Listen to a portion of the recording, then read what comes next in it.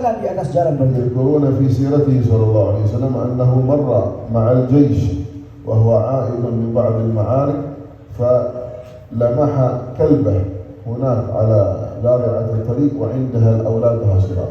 Jadi di saat satu ketika baginda Nabi SAW pulang daripada sebahagian peperangan, baginda SAW melihat di dalam perjalanannya seekor kambing, seekor anjing bersama dengan anak-anaknya. وأولادها يرضعون بثدييها. Dan anak-anak ikan anjing itu sedang menyusu daripada ibunya. انظر إلى رحمته صلى الله عليه وسلم. Lihat rahmahnya Rasulullah SAW. فأوقف الجيش. Nabi SAW berhentikan pasukan tenteranya. لأنه أحس أن أطفالها قد ارتعبوا من قوة الحركة في الأرض. Kerana merasakan anak-anak anjing itu sudah merasa takut dengan dentakan kaki daripada pasukan tentera baginda Nabi SAW. وأمر بعض الجند أن يقف قرب منها حتى يأمر الجيش إذا وصل قريبا منها أن يسيروا على أطراف أصابعهم بشيء من الخفة حتى لا يؤذى حتى لا تؤذى أولادها. Baginda SAW menyuruh salah seorang tenteranya dan memesan kepada tenteranya yang lain untuk berjalan perlahan-perlahan supaya anak-anak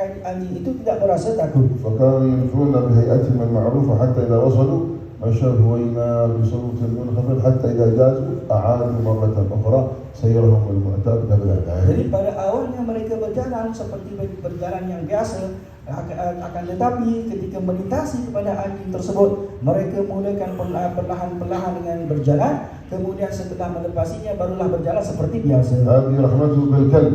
Ini rahmahnya dengan anjing. ذلك الحيوان النجس. Haiwan yang kita anggap sebagai najis. إذا وقعت رطوبة في ثوبك تغسله 7 مرات إحداهن بالتراب. Yang mana kalau ada lembapan daripada anjing tersebut terkena kepada kita, perlu kita menyucikan dengan 7 kali basuhan, salah satunya dengan air yang bercampur tanah. شوف رحمته بالكلب النجس هذا، أفلا يرحم قلبك النجس هذا الملطخ بالمعاصي والذنوب. Ini baginda SAW sangat kasih terhadap anjing yang kita anggap sebagai najis. Apakah baginda SAW tidak lebih kasih kepada hati kamu yang sudah dinajiskan dengan maksiat dan juga dosa? أنا وأنت لو نظرنا إلى أعمالنا Saya dan kamu kalau kita lihat